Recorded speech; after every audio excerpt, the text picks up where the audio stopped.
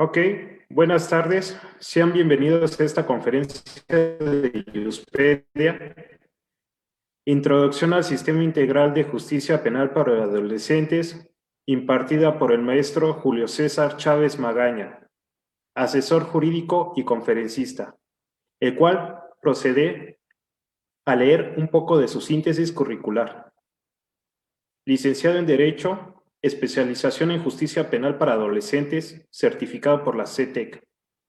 Su experiencia laboral: operador jurídico del nuevo sistema de justicia penal especializado en materia de justicia penal para adolescentes. Actualmente adscrito a la Dirección General de Atención y Víctimas del Delito de la Fiscalía General de la Justicia del Distrito Federal, desempeñándose como asesor jurídico en el nuevo sistema de justicia penal, dando atención a víctimas del delito, integración de carpetas y participación en audales. Docente con una maestría en Derecho Penal Acusatorio. Damos la bienvenida al maestro Julio César Chávez Magaña. Un gusto estar en esta conferencia con usted, maestro. Y le cedo la palabra. Muchísimas gracias por la presentación. Muchísimas gracias a la gente que me ha invitado, a Wikipedia, que nos está permitiendo el día de hoy, este viernes, poder compartir un poco de lo que es el Sistema Integral de Justicia Penal para Adolescentes. ¿Y por qué es importante hablar y empezar a tocar estos tintes del Sistema Integral de Justicia Penal para Adolescentes? Al final del día es un sistema que atiende las necesidades de los adolescentes que se encuentran en roce con la ley penal, de los adolescentes justiciables. Entonces vamos a ver algunos puntos importantes, algunas diferencias que existen en el sistema de adultos. Vamos a dar la plática y al final pues ya podemos resolver algunas dudas. Primeramente es necesario establecer a qué personas les es aplicable el Sistema Integral de Justicia Penal para Adolescentes. El sistema le va a aplicar a personas, a los adolescentes mayores de 12 años y menores de 18 años. Es decir, todas las personas que se encuentran en ese rango de edad que cometan o que se vean siendo investigadas por un hecho que la ley señala como delito, deberán de participar y ser llevados a un procedimiento a través de lo que establece nuestra Ley Nacional de Justicia Juvenil. Pero también es necesario establecer algunos puntos, no nada más más rango de edad completo. ¿Por qué? Porque es necesario determinar algo que nosotros conocemos como grupos etarios. La ley establece, la ley nacional en su artículo 5, aquí si lo ideal sería que tuviéramos la oportunidad de estar trabajando con la ley nacional del Sistema Integral de Justicia Penal para Adolescentes, prácticamente para irlo viendo de esta manera, en su artículo 5 establece la existencia de 3 grupos etarios. Entonces, ya este panorama completo que teníamos de mayores de 12 y menores de 18, lo vamos a partir en 3 partes. Grupo etario 1 es mayores de 12 años y menores de 14. Grupo etario 2, mayores de 14 y menores de 16. Y grupo etario 3, mayores de 16 y menores de 18. Este rango de edad va a contar a partir o el día que el hecho sea cometido. Es decir, si nosotros, el adolescente comete el hecho delictivo cuando tiene 15 años y lo detenemos cuando tiene 17, se va a mantener en grupo etario 2 y lo vamos a manejar ese sistema bajo el grupo etario 2. ¿Por qué es importante determinar los grupos etarios, compañeros? Primero, los grupos etarios van a establecer 3 cosas en general. 1, ¿cuánto puede durar una medida de sanción? Recuerden, en adolescentes no tenemos penas, no manejamos las penas como se manejan en adultos, o no se conocen como penas, las manejamos como medidas de sanción. La ley nacional, a través de los diferentes convenios y tratados internacionales, está obligada solamente a marcar los máximos. Los mínimos los sacamos de una interpretación que vamos a ver más adelante. El grupo etario 1, que recordemos, mayores de 12, menores de 14 años de edad, lo máximo que se le puede imponer de una medida de sanción es de 1 año y a ellos no les podemos imponer internamiento preventivo. Todas las medidas que se les llegan a imponer de sanción son en libertad. El grupo etario 2, mayores de 14, menores de 16, solamente se les puede imponer como, bueno, sí se les puede poner medida de sanción de internamiento. Aquí empieza el internamiento como medida de sanción y el plazo máximo que se les puede llegar a imponer es de 3 años. Y el grupo etario 3, que es mayores de 16, menores de 18, sí se les puede imponer internamiento también, pero la duración máxima de la medida de sanción es de 5 años. Es decir, en este primer rubro ya se ve esta diferencia de cómo a través de un principio que nosotros conocemos como autonomía progresiva, que vamos a ver un poquito más adelante, se establece la necesidad del plazo máximo de la imposición de medida de sanción. Ese punto también se liga a la cautelar, a la medida cautelar. Diferencia importantísima en adolescentes, nosotros no tenemos prisión preventiva oficiosa. La prisión preventiva oficiosa no aplica para adolescentes. Nosotros, ¿qué tomamos del artículo 19 constitucional? Solamente el fin constitucional, el fin que tienen las medidas cautelares, los ejes de cautela, como nos lo ha manejado la dogmática. Entonces, a ellos sí se les puede imponer un internamiento, grupo etario 2 y grupo etario 3. Al grupo etario 1, como no se le puede imponer la medida de sanción de internamiento, tampoco se le puede imponer una medida cautelar de internamiento preventivo. Entonces ya vimos otra diferencia entre los grupos etarios. Si yo tengo un adolescente detenido con una edad de 15 años, pues sí se puede aplicar el internamiento preventivo. Ahora, haciendo un pequeño paréntesis en este punto del internamiento preventivo, es necesario que hagamos un análisis sobre en qué delitos se puede o ameritarían un internamiento preventivo. Esta última ratio, aquí no es una regla general, reiteramos, no existe la prisión preventiva oficiosa. Sin embargo, bajo ciertos delitos se puede imponer. Estos se encuentran en el artículo 164 de la Ley Nacional.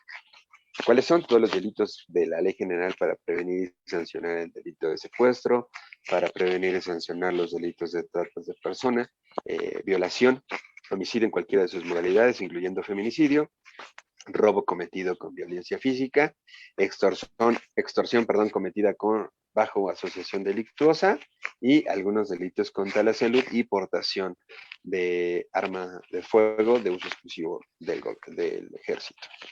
En esos delitos, si estamos en ese catálogo de delitos, se puede pedir la medida cautelar de internamiento preventivo.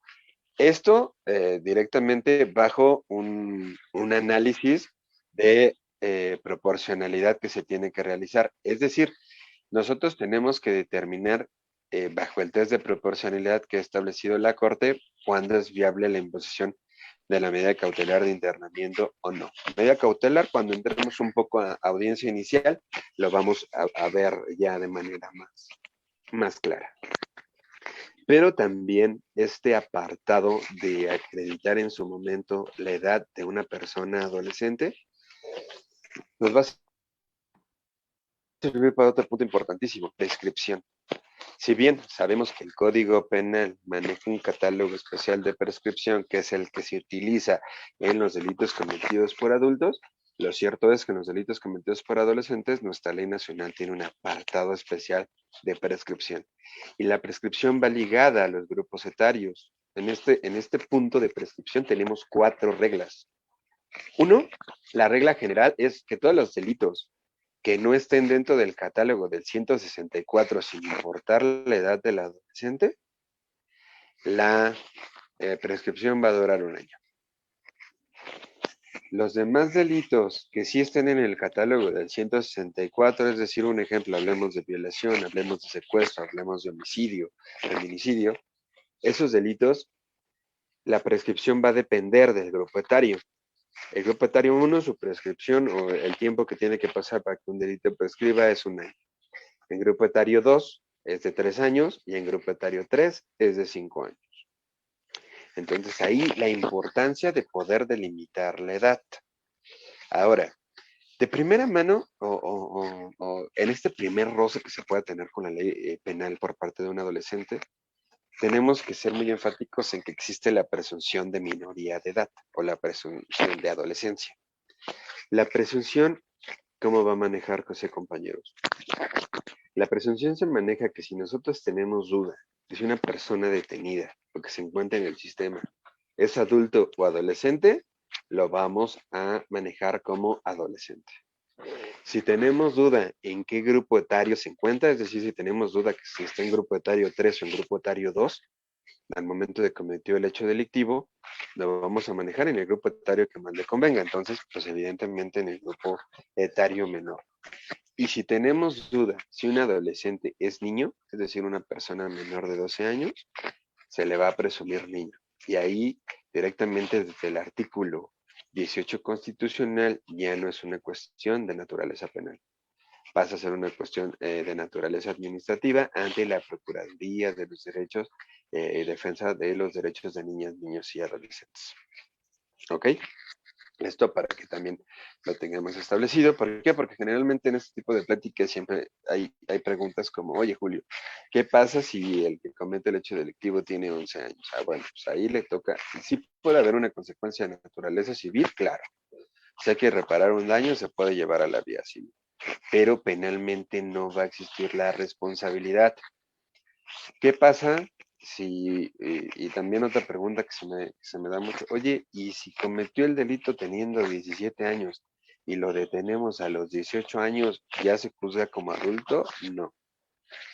Si es detenido, aunque sea adulto joven o ya tenga la mayoría de edad en este supuesto, atendiendo a la misma ley sobre los derechos de los niños, niñas y adolescentes, en automático se le va a tratar como adolescente, se van a llevar las reglas de la ley nacional, pero digamos que lo único que va a cambiar es que no va a estar con los adolescentes, va a estar en un área especial dentro de las comunidades, ya sea de internamiento o de cumplimiento de medida de sanción, con adultos. Entonces, eso también es importante.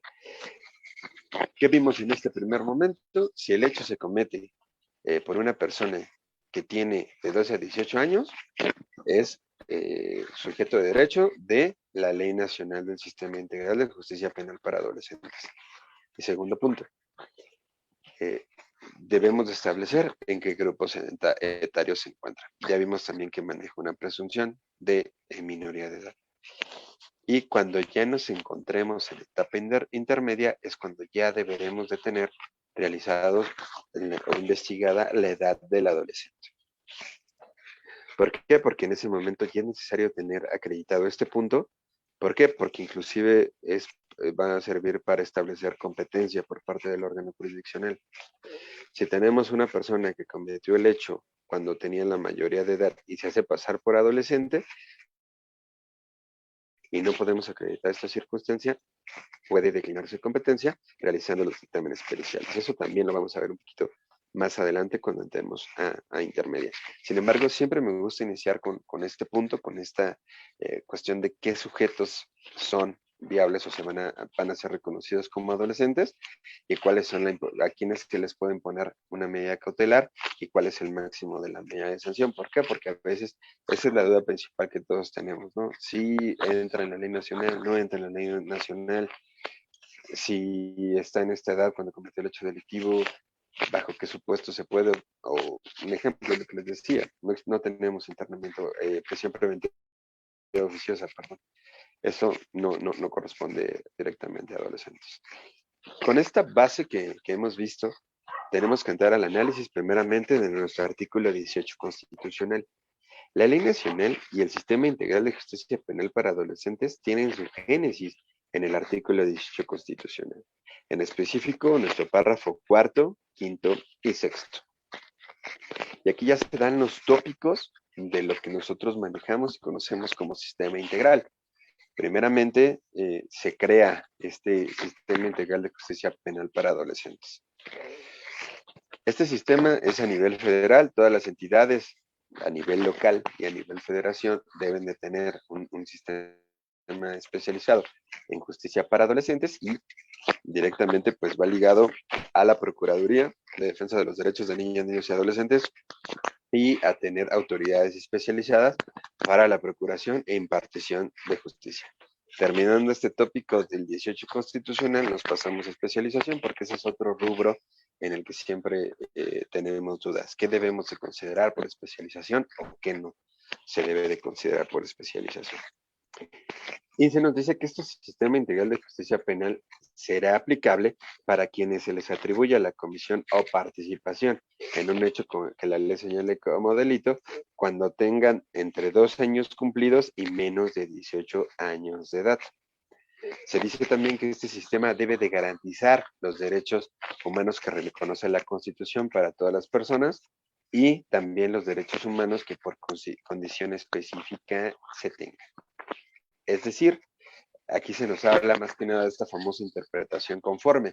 Debemos de interpretar los derechos de los adolescentes a la luz de una supremacía constitucional, pero también atendiendo al bloque de convencionalidad, a los diferentes tratados que ha suscrito el gobierno mexicano en el ejercicio de su soberanía. El más importante de ellos es la Convención sobre los Derechos de los Niños, que es parte del sistema universal de los derechos humanos. Y tenemos en el sistema interamericano la Convención Americana tiene en su artículo 19 el apartado o el artículo donde refiere los derechos de niñas y niños, donde establece a grosso modo que todos los derechos humanos que están establecidos en la Convención Americana le aplicarán a niñas y niños por igual. Hay una sentencia, haciendo un pequeño paréntesis, a todos los que quieran seguir aprendiendo y quieran darse una luz de cómo funciona el sistema juvenil. Hay una sentencia muy famosa que se llama Niños de la Calle contra Guatemala, o la sentencia de los niños de la calle.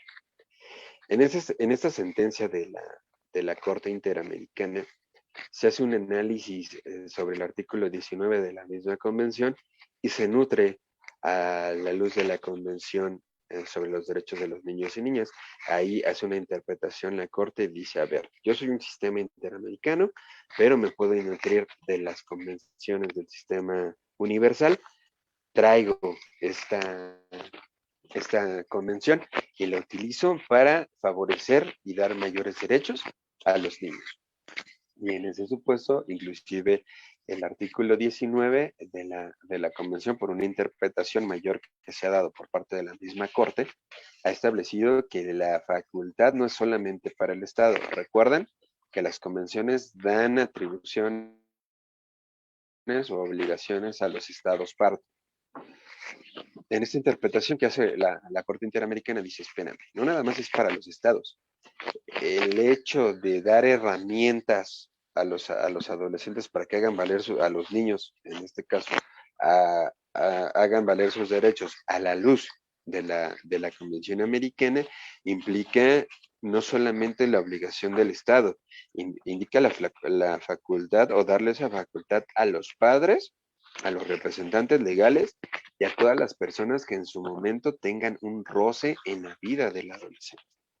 Entonces de ahí esta cuestión y facultad que se da. Y de ahí viene esta interpretación conforme, que no nada más es a la luz de la Constitución, sino a la luz del bloque de convencionalidad.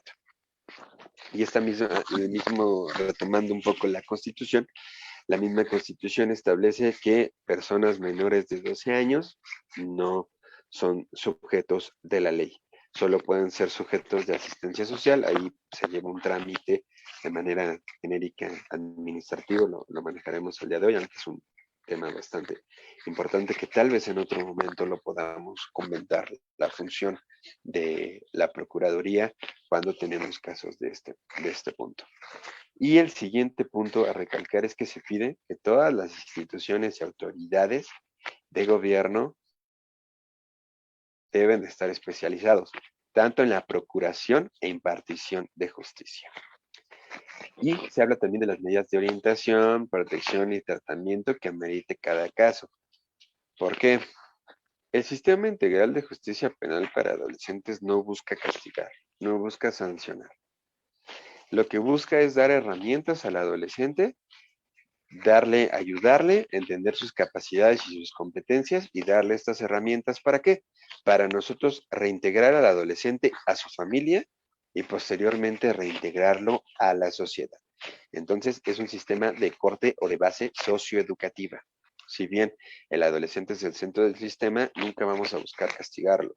El hecho de que un adolescente pueda estar en internamiento preventivo con una medida de sanción de internamiento no es para que esté en un centro de readaptación social haciendo nada, cumpliendo con ciertas cosas. No, están en comunidades especializadas donde se realizan actividades tendientes a favorecer al adolescente. Y el segundo punto importante es la especialización. De la especialización se pueden decir muchísimas cosas. La Corte ha establecido un criterio jurisprudencial en que nos ha dicho que la especialización se atiende a dos grandes puntos. Primer punto, tener una certificación emitida por una escuela, que esta escuela sea reconocida, el reconocimiento se entiende como este famoso REBOE, ante la Secretaría de Educación Pública. Y maneja dos términos, certificación y especialización, que ahí también es un debate sobre si la especialización se debe de entender académicamente como estudiar un año, como se entenderían las especializaciones, o una certificación, atendiendo a esta que está en boga, ¿no? La certificación que inclusive se quiere hacer a los abogados y que muchos servidores públicos ya estamos en ese proceso de certificación a través de Ceneval. Y segundo punto, la práctica que se tenga en la materia. Aquí muchos me dirán, oye Julio, pues es como cuando todos empezamos a buscar trabajo después de terminar la carrera, ¿no? Todo quieren que tenga conocimientos en esto y también quieren que tenga experiencia. Lo cierto es que los jueces se basan primeramente, en la cantidad de horas que lleguen a acreditar. Aquí realmente ni la Corte ni los órganos jurisdiccionales tienen un criterio sostenido sobre cuántas horas se deben de manejar. En mi caso, yo tengo cerca de 600 horas de capacitación como alumno y como docente, pues tengo un número similar de especialización que me ha tocado dar. Y el segundo punto de experiencia se maneja más que nada los órganos jurisdiccionales, lo que hacen es prácticamente, les dicen a los defensores o a los asesores particulares cuando llegan a audiencia de, ¿sabes qué? Está bien, me acreditaste que tienes suficientes horas, te voy a dar la oportunidad de que participes en la audiencia, te voy a dar la oportunidad de que estés aquí, pero en el momento en que yo note alguna falla, algún desconocimiento, algo, en ese momento te hago de conocimiento que puedo cambiarte y relevarte como defensor en aras de salvaguardar los derechos del adolescente y a la luz del interés superior de la niña. Es un punto que vamos a tocar un poquito más adelante. Prácticamente, la especialización es conocer las fases de la adolescencia, conocer al adolescente directamente, pero también nos pide conocer los fines del sistema integral, es decir, qué bases tiene nuestro sistema, qué es lo que queremos cuando tenemos un adolescente ahí. Y un punto importantísimo que los jueces a todos si en alguna ocasión nos llegamos a encontrar en las salas especializadas de justicia para adolescentes, un punto importante de la especialización que se nos pide a nosotros como partes procesales es saber particularmente qué condiciones motivaron a nuestro adolescente a verse inmiscuido en un conflicto con la ley penal. ¿Y por qué es importante este punto? Vamos a dejarlo aquí. Necesitamos saber por qué mi adolescente se encuentra en un conflicto con la ley penal. Y tenemos acá el proceso penal como tal. Si yo quiero darle una respuesta adecuada a mi adolescente, quiero darle las bases o las herramientas que tanto menciona la ley y la Constitución, debo de saber por qué se encuentra en un conflicto con la ley penal. ¿Por qué? Si tengo a mi adolescente con un problema de adicciones y logro determinar que lo que hizo que cometiera un hecho delictivo de robo con violencia física fue que necesitaba dinero para seguir comprando las sustancias que permiten seguir manteniendo este problema de adicciones, encontramos que debemos de atender. ¿Qué es lo que vamos a hacer para que nuestro adolescente pueda restablecer a su familia y a la sociedad y darle herramientas para evitar este problema de adicciones? Si establecemos que puede ser un problema de carácter psicológico o una etapa que tenga que ser ligada con cuestiones psicológicas, pues a través de los dictámenes en materia de psicología o psiquiatría, vamos a tener herramientas para poder establecer qué es lo que hizo que nuestro adolescente se encuentre en conflicto con la ley penal. Lo mismo pasa si tenemos un adolescente donde se establece que su mismo grupo, socialmente hablando, lo orilla a este tipo de circunstancias, pues la ley también va a tratar de dar estas herramientas. Evidentemente es complicado, pero la diferencia de esta especialización y que se nos requiera a todas las partes que operamos el sistema es que cada caso se maneja de manera particular. No manejamos o no tenemos generalidades. Aquí es atender al adolescente, sin olvidar los derechos de la víctima. Claro está, la víctima está en el mismo nivel de derechos y tiene la misma facultad para hacerlos valer. De ahí la asesoría jurídica, de ahí que tenga derecho a participar en las audiencias. Sin embargo, lo que buscamos aquí primeramente es dar herramientas al adolescente. ¿Por qué? Porque se entiende entonces que la existencia de una ley de orden público que da estas herramientas es poder atender a nuestro adolescente para evitar que tenga conflictos nuevamente con la ley penal. Es lo que buscamos y aquí no hay más. Debemos de entender, y uno de los jueces del sistema que yo creo que es uno de los mejores que tenemos la oportunidad de conocer, que da algunas pláticas y tienen la oportunidad de verlo, el juez Cristóbal Urrutia Fernández, maneja directamente estos puntos. Hay que entender factores biopsicosociales o factores endógenos y exógenos de nuestro adolescente. No nada más es, bueno, ya cometió el hecho de robo, vamos a ver si en una suspensión condicional sale. No, es por qué se ve inmiscuido en el delito de robo. ¿Qué lo orilló? ¿Tenía necesidades? ¿Qué necesidades tenía? ¿Tenía algún problema de adicciones? Quería, a lo mejor muchas veces también tenemos esta situación, no tiene, sus padres ya no están establecidos como figuras de autoridad o quería pertenecer a ser reconocido socialmente por un grupo. Es decir, debemos de entender a factores sociales, pero también a factores internos del adolescente. ¿En qué estado de vulnerabilidad se encontraba para verse inmiscuido con este conflicto con la ley penal? Y poderlo atender y poderle darle herramientas.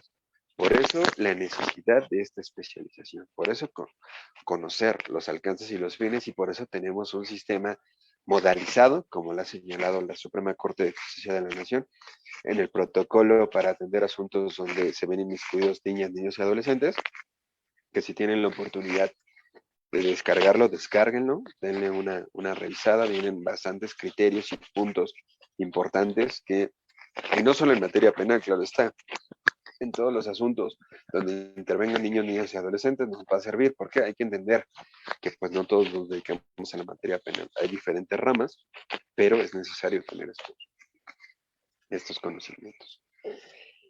Entonces, lo que nosotros tenemos es un sistema modalizado. Es un sistema que toma un sistema de corte penal acusatorio, lo modaliza para atender las necesidades de los adolescentes y nos da la Ley Nacional del Sistema Integral de Justicia Penal para Adolescentes. Entonces, prácticamente en la especialización debemos de ver ciertos puntos, desde el mismo trato que se tiene con el adolescente, desde un momento de una detención, desde el momento en que es llevado a la agencia del Ministerio Público, desde el momento en que es puesto a disposición ante el juez de control, hasta directamente, pues, el trato que deba de tenerse con el adolescente, pues, no es lo mismo la atención o el trato que va a tener un psicólogo que esté con el adolescente a la defensa o al juez, porque el juez inclusive toma decisiones del mismo adolescente. Y hablando de estas decisiones, me gustaría hablar mucho con ustedes del interés superior de la niñez, este principio a la luz de la Constitución, que se encuentra en el artículo 4 constitucional, en el párrafo 9, que prácticamente, ¿qué es? la satisfacción plena de todos los derechos, especialmente de los de las convenciones de los derechos de los niños y los derechos de la Constitución Política de los Estados Unidos Mexicanos. Y ustedes me dirán, bueno, pues suena buenísimo, ¿no? La satisfacción plena, es decir, la obligación de todos de hacer valer los derechos de los adolescentes. Pero ¿qué pasa cuando los tenemos que restringir? ¿Dónde queda la satisfacción plena si yo tengo que restringir el derecho de un adolescente? Doctrinalmente hablando, y según algunas opiniones consultivas de la Corte Interamericana y observaciones generales del Comité de los Derechos del Niño, debemos de entender el interés superior de la niñez en tres vertientes. Y como a nivel internacional lo entendemos como un principio. Es un principio de ponderación. ¿Qué pasa cuando entran en conflicto dos o más derechos? Y más cuando entran en conflicto derechos de adultos con adolescentes. Un ejemplo, al momento de que se impone una medida cautelar y la medida cautelar busca resguardar el interés o salvaguardar la integridad de la víctima, cuando se puede establecer que puede existir un riesgo para la víctima. Tenemos que hacer este famosísimo test de proporcionalidad que está muy de moda en estos últimos tiempos, a través inclusive de la sentencia donde se aprobó el uso lúdico de la marihuana. Se hace este test de proporcionalidad y al final del día esta ponderación es la que nosotros tenemos que hacer. Ver hasta qué punto podemos restringir el derecho del adolescente sin verlo vulnerado. Pero tampoco el interés superior muchas veces se ha visto de manera errónea como una regla de que en automático todos los puntos en los que hay un conflicto de derechos de un adolescente con una tercera persona, los derechos del adolescente están por encima. No, están bajo el mismo nivel. Tienen esta protección del interés superior, pero debe de hacerse un análisis al momento de restringir. Entonces, tenemos como un principio de ponderación y lo tenemos también como un principio de elección o determinación. En todas las audiencias, en materia penal y en todos los asuntos en los que tengamos un adolescente, nuestro adolescente tiene derecho a hacer manifestaciones, tiene derecho a ser escuchado. El juez no solamente lo tiene, o sea, no solamente es que quiera, está obligado a escuchar al adolescente, ver qué es lo que él entiende, qué es lo que él quiere, y de ahí tomar una determinación. Entran ciertos principios, un ejemplo, atendiendo a su edad, que es el principio de autonomía progresiva. ¿Qué es la autonomía progresiva? La facultad de un adolescente de hacer valer sus derechos atendiendo a la edad que tenga. Un adolescente de 13 años en conflicto con la ley penal necesita más ayuda por parte del Estado y sus representantes legales para hacer valer sus derechos que un adolescente de 17 años. ¿Por qué? Por la experiencia, por cuestiones escolares, por cuestiones académicas, por cuestiones culturales y sociales. Lo ha establecido la Corte en algunos criterios. Entonces, evidentemente, cuando el juez diga, quiero escuchar al adolescente, pues también debe de entender las manifestaciones del adolescente conforme la edad que tenga, porque le repito, no podemos esperar que un adolescente de 13 años tenga o pueda hacer las mismas manifestaciones que un adolescente de 17.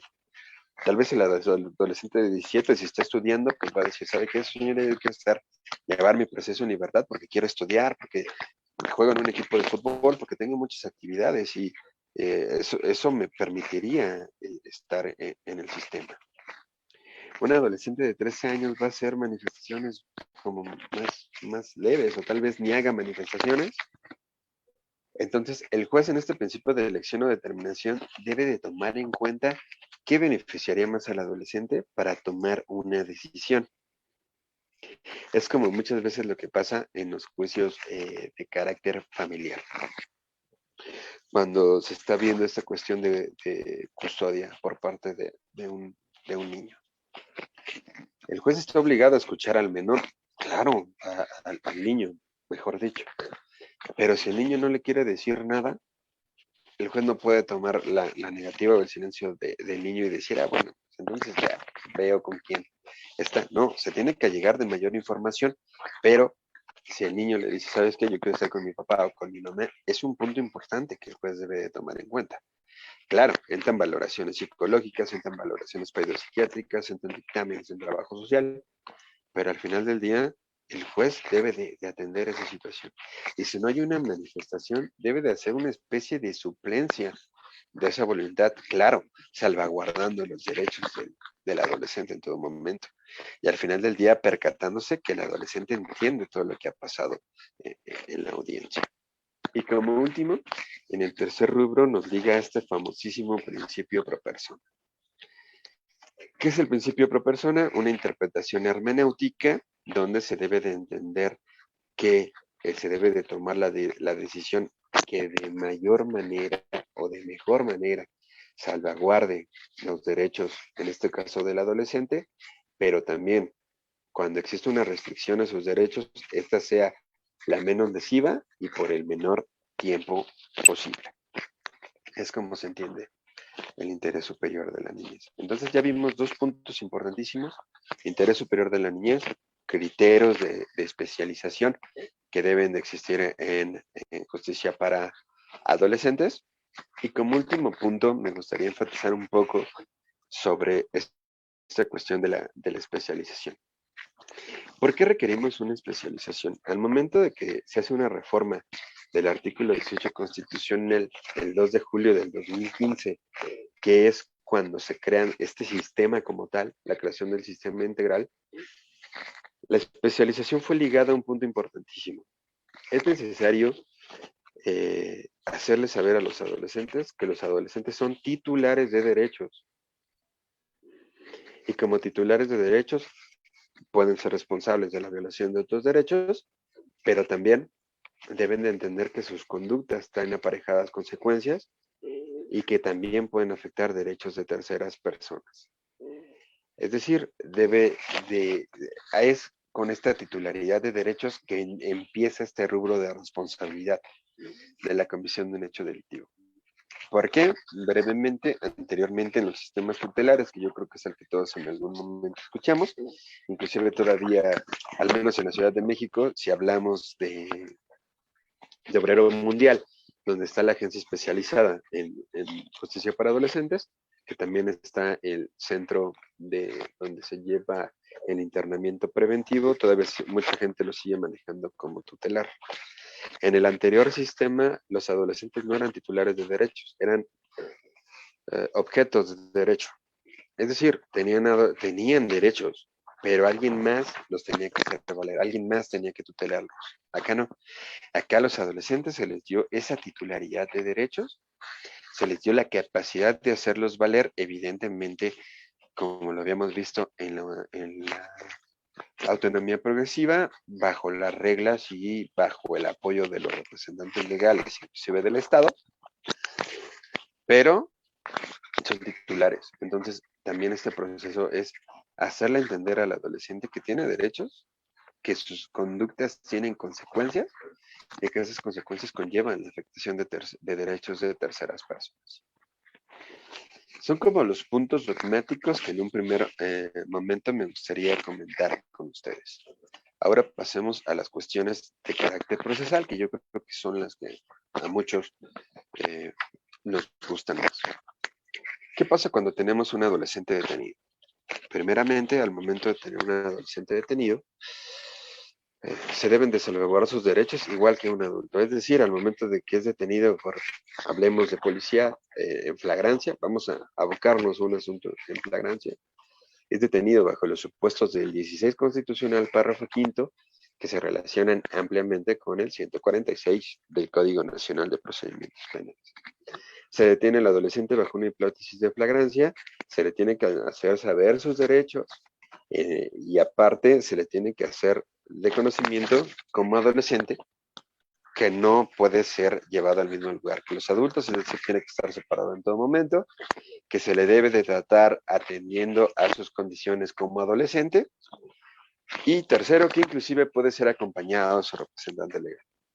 Es decir, si en ese momento está la representante legal o representante legal del adolescente, llámese padre o madre, pueden acompañarlo en su camino a la agencia. Evidentemente se tienen que poner a disposición del agente del Ministerio Público Especializado. Se sigue manejando la inmediatez que establece el artículo 16 constitucional, que maneja el artículo 16 constitucional. Y se debe de manejar el mismo registro, el Registro Nacional de Detención. Cuando se lleva a cabo esta detención y se manda directamente al agente del Ministerio Público Especializado, de primera mano, el agente del Ministerio Público Especializado tiene 36 horas para remitir al adolescente ante juez de control. Recordemos que en adultos tenemos nuestro plazo de 48 horas. Acá no, en adolescentes es el plazo de 36 horas. Lo máximo que se puede llegar a prorrogar este plazo es por un periodo de 48 horas.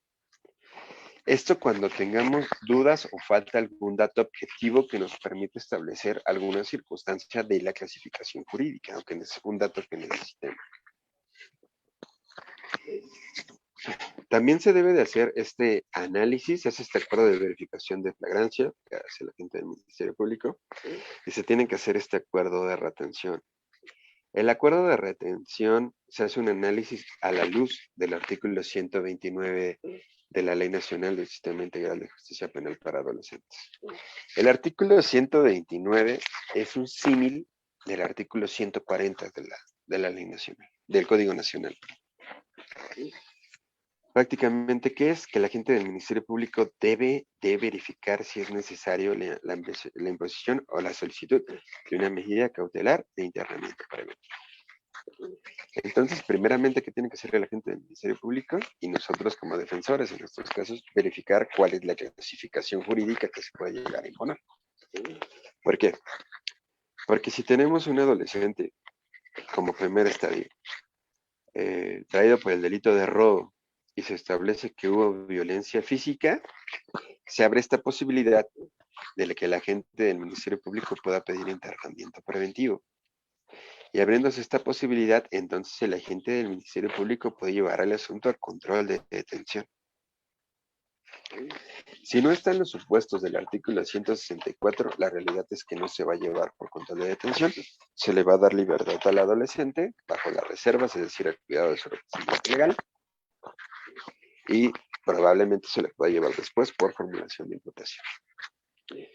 Pero hablemos de que estamos en un delito de robo con violencia física. Ya bajo este supuesto tenemos un primer punto. Y de ahí también el agente del Ministerio Público tiene que hacer este análisis de proporcionalidad. ¿Qué tan proporcional es que yo le restrinja su derecho humano a la libertad al adolescente por salvaguardar el derecho de seguridad jurídica de todas de las personas? Este análisis de proporcionalidad lleva ciertos pasos: inconstitucional, idoneidad, necesidad, proporcionalidad. Y con este análisis, el agente del Ministerio Público puede determinar, ¿sabes qué? Sí, lo voy a llevar a control de detención y voy a pedir medida cautelar de internamiento. ¿Por qué? Porque no tengo las bases sólidas de que el adolescente pueda en este momento obtener su libertad y posteriormente ser llamado. ¿Por qué? Porque puede ser que en ese momento llegue el representante legal del adolescente y no tenga documentos válidos, no acredite en alguna residencia habitual, ni su domicilio, ciertos puntos, ¿no? Al final del día, quiero quedarme en este punto de la detención con un punto importante que siempre lo comento mucho con mis alumnos.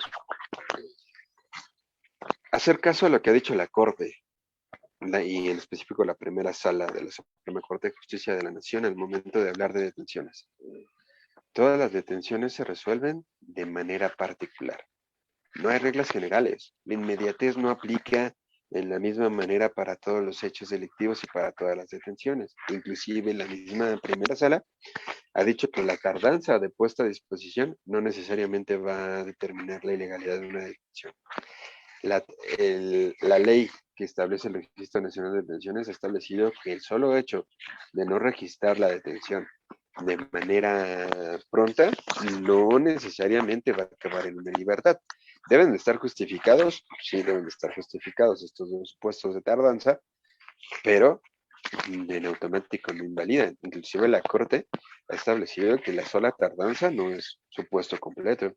¿Por qué? Porque la detención en un primer momento se hizo conforme a las hipótesis de flagrancia. Entonces, es una detención legal. De este análisis que hace la gente del Ministerio Público, 36 horas decide, ¿sabes qué? Sí, lo voy a judicializar, lo voy a llevar a juez de control.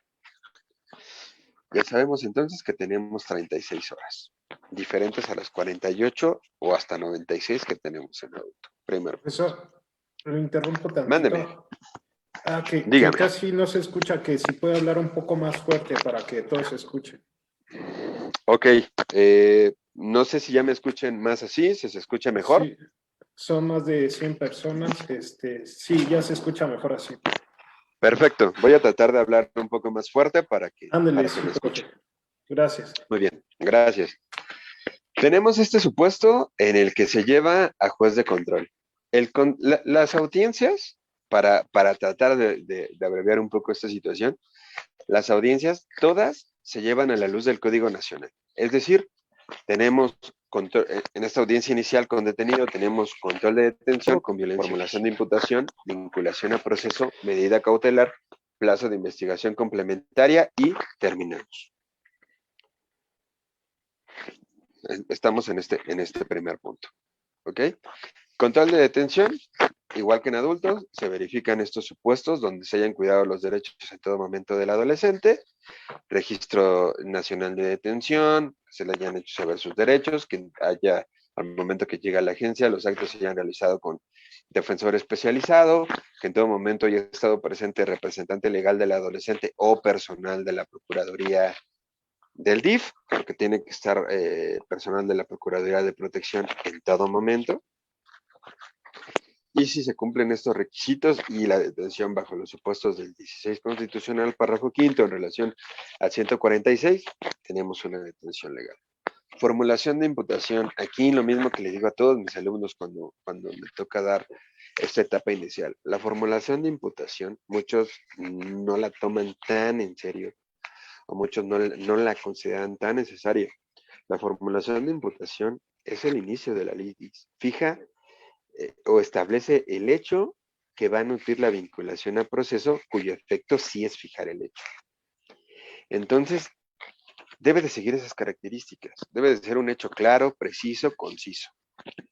Si nosotros como defensores tenemos alguna duda sobre qué punto quiere acreditar el Ministerio Público, qué grado de intervención le está dando, a lo mejor para mí no es coautor, a lo mejor para mí es partícipe, está en los supuestos de partícipe del Código Penal, se puede debatir esos puntos. ¿Por qué le estás dando el dolo? ¿Por qué le estás dando la calidad de coautor material?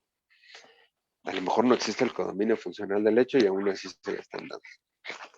Establecer todos estos puntos y tener todas las aclaraciones que consideren necesarias y ser muy claros y precisos en el hecho que está fijando la gente del Ministerio Público. Porque si se dan cuenta, ese hecho siempre es el mismo de la vinculación al proceso. Y si pasamos al siguiente estadio y vinculan a su adolescente, el efecto del auto de vinculación a proceso, conforme el Código Nacional 318 y 319, establecen que el único efecto de la vinculación a proceso es establecer y fijar el hecho materia de la investigación, materia de salidas alternas, materia de todos estos puntos. Inclusive ni siquiera se enfoca a la clasificación jurídica, porque sabemos que los hechos se pueden reclasificar desde la vinculación a proceso hasta el alegato de apertura del mismo Código Nacional lo permite. Entonces, vamos a la vinculación a proceso. Se siguen manejando los mismos supuestos. Recuerdan que el artículo 316 del Código Nacional de Procedimientos Penales establece requisitos de forma y requisitos de fondo. ¿Cuáles son los requisitos de forma? Ser pedida por el agente del Ministerio Público, que se haya formulado imputación y que al adolescente se le haya permitido declarar. ¿Cuáles son los requisitos de fondo? Que existan datos de prueba que permitan establecer la posible participación del adolescente en el hecho que la ley señala como delito, la existencia del hecho que la ley señala como delito y que no se acredite alguno de los supuestos de exclusión o justificación del 29 del Código Penal de la Ciudad de México. Ahora, sobre este punto, los adolescentes sí pueden rendir una declaración. Lo pueden hacer de manera libre, lo pueden hacer de manera de preguntas. Es lo mismo que en adultos. Ok, aquí no hay ninguna situación. ¿Cuál es la única diferencia? Vámonos del otro lado, cuando tenemos testigos adolescentes. A los testigos adolescentes no se les puede protestar a conducirse con verdad. Solamente se les puede ponderar o se les puede hacer la manifestación de que se conozcan con verdad. Pero esta protesta que sí se maneja en adultos cuando tenemos testigos, no se puede hacer. ¿Ok? Y entramos a este análisis de la medida cautelar. ¿Qué pasa con la medida cautelar? Como les dije, no tenemos prisión preventiva oficiosa, tenemos que dar un análisis de los ejes de cautela. ¿Cuáles son los ejes de cautela que buscan salvaguardar las medidas cautelares? Tenemos tres, atendiendo al Código Nacional de Procedimientos Penales. Tenemos que está en el artículo 168 del Código Nacional, el peligro de sustracción, es decir, que buscamos que el adolescente en todo momento esté en nuestro proceso. El del 169, que el adolescente no obstaculice el procedimiento. Y el artículo 170, salvaguardar la integridad de las víctimas. Esos son los ejes de cautela. Si nos vamos al test de proporcionalidad en el rubro de necesidad, esa es la necesidad que nosotros tenemos. ¿Qué es lo que nosotros buscamos salvaguardar? Ahora, cuando se solicita o el agente del Ministerio Público hace un análisis y requiere el internamiento preventivo por parte del adolescente, también debemos entrar a este análisis de idoneidad. ¿Por qué? Del catálogo completo que establece el artículo 119 de la Ley Nacional, no es viable ninguna de las condiciones, solamente el internamiento. Es decir, debemos de determinar por qué para el agente del Ministerio Público una presentación periódica, estar al cuidado y vigilancia, el no acercarse a la víctima, el no acercarse al lugar de los hechos, no son suficientes. Es más, ¿por qué la promesa del adolescente no es suficiente para no imponer el internamiento preventivo? Se tiene que hacer este análisis. Es decir, ¿sabes qué? En este momento yo no tengo ningún dato objetivo que me permita establecer que el adolescente tiene un domicilio, que es el primer punto. No tengo ningún dato objetivo que permita establecer que el adolescente realiza actividades, que va a la escuela, que estudia, que trabaja, que tiene una actividad social o cultural. No los tengo. Tampoco podemos determinar el asiento de familia que tenga el adolescente. Hablemos de un ejemplo que en este momento tenemos un adolescente que hace una semana, en el caso hipotético que tenemos de robo con violencia física, tenemos un adolescente que tenía 2 semanas que se había acabado de salir de su domicilio. Inclusive los padres no sabían en dónde se encontraba. Tampoco tenemos asiento de familia. Esos 3 puntos del artículo 168 nos permiten establecer entonces la facilidad de huir o permanecer oculto dentro de nuestro proceso. De ahí que tengamos la idoneidad o la necesidad de poner esta medida cautelar. ¿Qué pasa también en algunos delitos? Hablemos de secuestro, hablemos de extorsión con asociación delictuosa, hablemos de homicidios. En esos casos, de secuestro express, que también se da, tenemos muchos casos en adolescentes de secuestro express, donde se puede determinar que existe un riesgo fundado a través de la interpretación que haga el juez de los datos de prueba que ya se han desahogado, que existe un riesgo o un posible riesgo para la víctima. Entonces también es un eje de cautela que se necesita salvaguardar. De ahí que el juez haga este análisis. Recuerden, este análisis es objetivo. Debemos de dar datos idóneos. Un ejemplo, si es un delito de robo calificado afuera de mi casa y el adolescente sabe dónde vivo, inclusive mediaron algunas amenazas o algo, pues ahí los jueces de manera objetiva, no como eje central del internamiento, pero sí como un punto bastante fuerte para decir, y aparte considero que puede existir un riesgo real para la víctima. De ahí que se tenga que hacer también ese análisis. Y súmenle que si no tenemos algún dato objetivo que nos permite establecer que nuestro adolescente tiene un domicilio, tiene una residencia habitual y un asiento de familia, va a obligar a la imposición de la medida cautelar de internamiento preventivo. Digamos que se impone la medida cautelar de internamiento preventivo en ese momento. La misma ley nacional prevé 2 puntos importantísimos. 1, La revisión de medida cautelar debe de ser revisada mes a mes de manera oficiosa. Es decir, el juez de control en ese momento dice, atendiendo a esta proporcionalidad, es idóneo y proporcional en este momento imponer la medida cautelar de internamiento preventivo. Y como se tiene que revisar mes a mes, en este momento fijo una audiencia de revisión de medida cautelar dentro de un mes. Estas audiencias, reitero, son oficiosas. No merman el derecho que tiene la defensa para, a lo mejor, hablemos de una audiencia el día domingo, donde por la premura, porque estas 36 horas, créanme que se nos van como agua, son muy rápidas. No logramos establecer estos puntos, pero a lo mejor lunes de puente, la familia dice, ¿sabes qué? Tengo todos estos documentos, tengo fotografías del adolescente en el domicilio, tengo datos de que el adolescente está estudiando, datos objetivos, tengo datos de que siempre hemos vivido en este domicilio, inclusive aquí están mis escrituras, un contrato de arrendamiento, tengo toda esta información. Y la defensa dice, ¿sabes qué? Yo no me voy a esperar un mes. Puede solicitar la audiencia de revisión de medida cautelar cuando la defensa lo considere idóneo, pero de manera oficiosa se van a revisar mes a mes. Hay puntos y hay asuntos bastante graves, hablemos de secuestro de homicidios, en los que tienen los dos ejes de cautela, ya los debatimos y no han logrado cambiarlos. Las audiencias prácticamente se aperturan para decir que no tenemos debate y se mantiene el internamiento preventivo. Pero se tienen que llevar. Y segundo punto, ya vimos revisión mensual. Y segundo punto, este internamiento preventivo no puede durar más de 5 meses.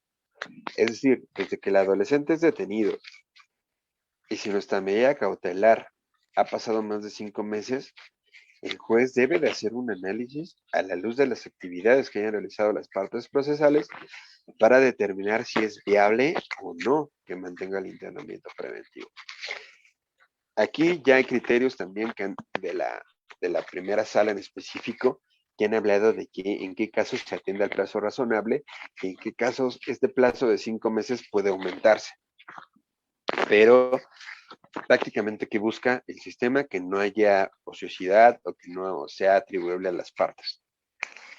Que la tardanza no sea ligada a Ministerio Público, asesor jurídico o defensa.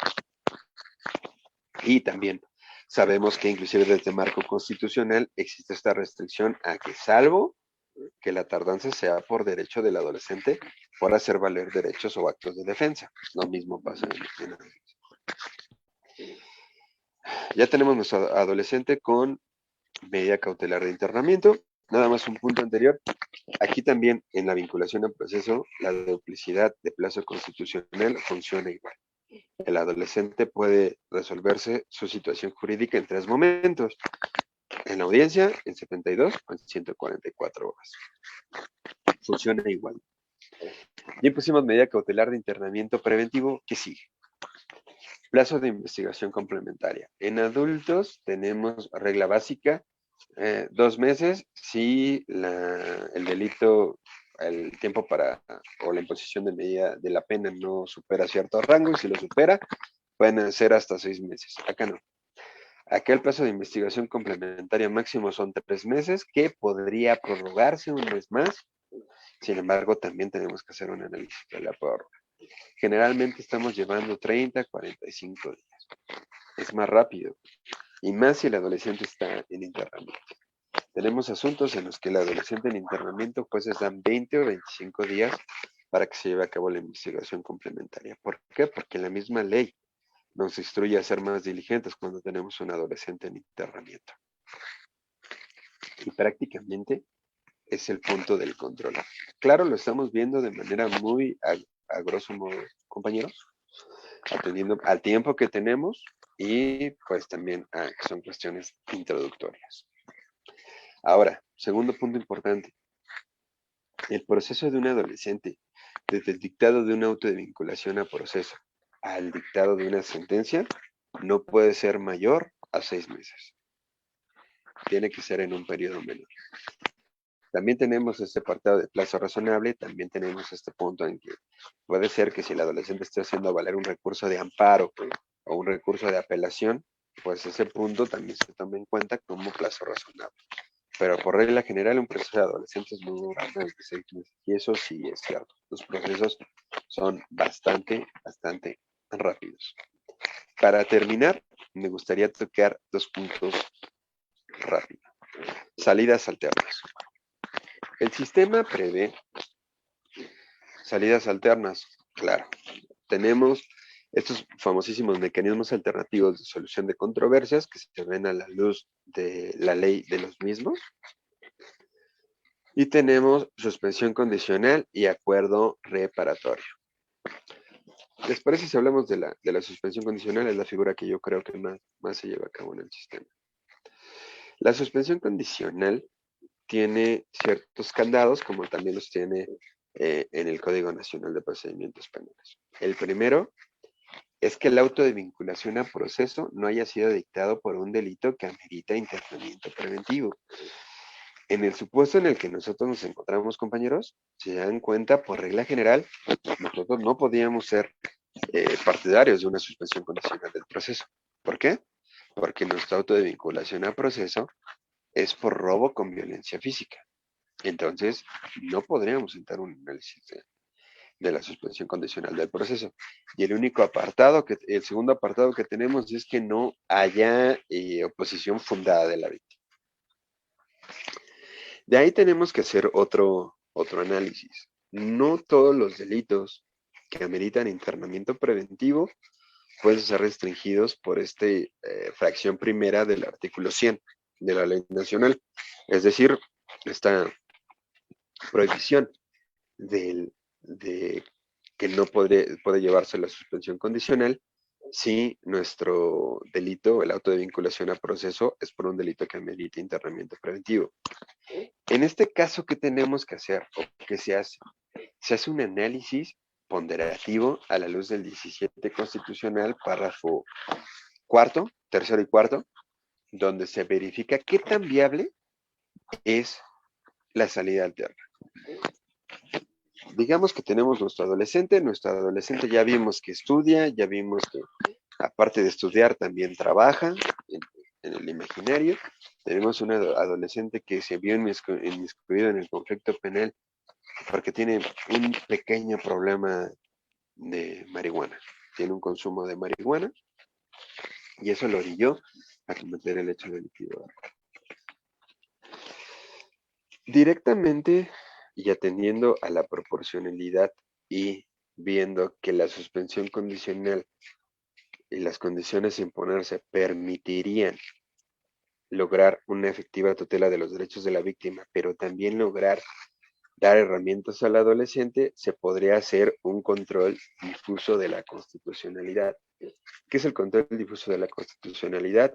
Haríamos una interpretación armónica, primeramente una interpretación conforme para verificar si ese supuesto normativo de prohibición de aquellos delitos que sean cometidos con un auto de vinculación a proceso que amerita internamiento va acorde con las disposiciones de marco constitucional y convencionales, claro está. Si nos vamos al análisis del artículo 17 constitucional, cuando habla de estas salidas alternas, dice, a ver, espera, si tenemos que se establece la igualdad de las partes, es decir, el adolescente quiere sus condiciones y la víctima dice, ¿sabes qué? A mí que me regresen mi teléfono y yo me doy por satisfecho, no quiero nada más. Y el adolescente dice, yo tengo mi teléfono, yo se lo entrego, yo la verdad que lo quiero. O hasta se recuperó en el momento del hecho. La víctima dice, a mí ya me dieron mi teléfono, a mí, mira, si quieren la suspensión, que se. Pues ahí tenemos un primer punto en que la igualdad estamos bajo el rubro de igualdad. Y realmente el hecho de que se autorice la salida alterna a nadie le violaría derechos humanos. No existiría una afectación a los derechos de la víctima. Al adolescente realmente no le afectarían sus derechos, inclusive sería un beneficio. Vamos a hacer un control difuso. Vamos a pedirle al juez que inaplique el segmento normativo de prohibición de aquellos delitos de auto de vinculación a proceso que no meriten internamiento preventivo y vamos a suprimir ese marco normativo que tenemos, ese párrafo normativo y vamos a tener el 17 constitucional que dice, mientras no se altere derechos de las partes y mientras no se altere la igualdad están por encima las salidas alternas que las reglas procesales de mero trámite o las reglas de carácter procesal solamente. No dice de mero trámite, solamente reglas de carácter procesal. Y se puede llevar a cabo la suspensión condicional del proceso. Evidentemente, para que se lleve debemos de traer ya también los elementos que permitan establecer por qué nuestros adolescentes se ven en conflicto con la ley penal. Un ejemplo aquí ya podríamos traer, aparte de los documentos que acreditan que está estudiando, que trabaja, que todo, los elementos que nos digan, ¿sabes qué? El adolescente tiene un problema de adicciones, ese problema de adicciones puede ser atendido en tal centro, se le brinda de manera gratuita la atención, se le van a dar estas pláticas, puede ser directamente libre, no es necesario que sea de carácter residencial, puede ser ambulatorio, como se maneja, y se le va a dar un tratamiento por 3 meses obligatorio y 6 meses cuidado. Entonces, ya también tenemos que una de las condiciones, que sería que el adolescente participe en estos programas de adicciones, sean salvaguardadas y sean cuidadas. Si se dan cuenta, con este pequeño análisis y con esta salida alterna, al adolescente le es más viable irse a una suspensión condicional del proceso, porque en las condiciones le estamos dando herramientas para poder evitar o para poder verse superado el problema que lo orilló, las condiciones que lo orillaron a verse inmiscuido en un conflicto con la ley penal. Y segundo punto, estamos salvaguardando los derechos de la víctima. Y entonces atendemos un principio importantísimo en justicia para adolescentes, que es el criterio de mínima intervención. ¿Qué es el criterio de mínima intervención? Que está establecido en la misma Constitución, en la Ley Nacional, en el numeral 18 y en la Convención sobre los Derechos de los Niños. Prácticamente es evitar que los asuntos se lleven ante un juez, evitar la judicialización de los asuntos. ¿Por qué? Porque la misma Convención dice, no puedes castigar al adolescente solamente porque cometió un hecho atendiendo a las condiciones sociales que tiene el adolescente, porque esas condiciones sociales las generó el Estado. Entonces, solo por eso, no lo puedes obligar o no puedes llevarla a un proceso jurisdiccional completo. Sí lo puedes hacer, pero lo ideal es que no lo lleves. Entonces, ese es el criterio de mínima intervención. Y ya para terminar, para poder resolver las dudas que tengan y poder tener un intercambio de ideas, otro punto que me gustaría establecerles y platicarles es que en justicia para adolescentes no tenemos regulado el procedimiento abreviado. Es decir, la Ley Nacional del Sistema Integral de Justicia Penal para Adolescentes no tiene un procedimiento abreviado. Si los que tuvieron la oportunidad de bajar la ley, de estarla hojeando en este momento, de verla, o si tienen la oportunidad de checarla, o es más, quienes tengan estos códigos famosos que ya vienen todas las disposiciones, viene la Ley Nacional de Adolescentes. Si se van a checar el índice de la misma, no tenemos un apartado de procedimiento abreviado. Tan peleado está el tema que de las 2 salas especializadas en justicia para adolescentes que tenemos en la Ciudad de México, una sala permite el procedimiento abreviado, lo ve con buenos ojos, y otra sala lo niega completamente. ¿Por qué? Primeramente, lo ven hasta por un principio de legalidad, ¿no? Dicen, pues, el legislador no quiso. Sin embargo, no es ese es el punto. Yo creo que va más atinado a los fines del sistema. El hecho de que nosotros nos veamos en un sistema juvenil busca algo que se conoce los dogmáticos y teóricos de la materia han llamado experiencia de legalidad. ¿Recuerdan cuando hablábamos de especialización y yo les decía, el adolescente debe de entender que tiene derechos, pero que puede lesionar los derechos y que tiene consecuencias jurídicas su actuar? Esa es la experiencia de legalidad. Que el adolescente sepa que va a existir una respuesta por parte del Estado cuando él comete un hecho delictivo y que ese hecho delictivo no se puede pasar por alto.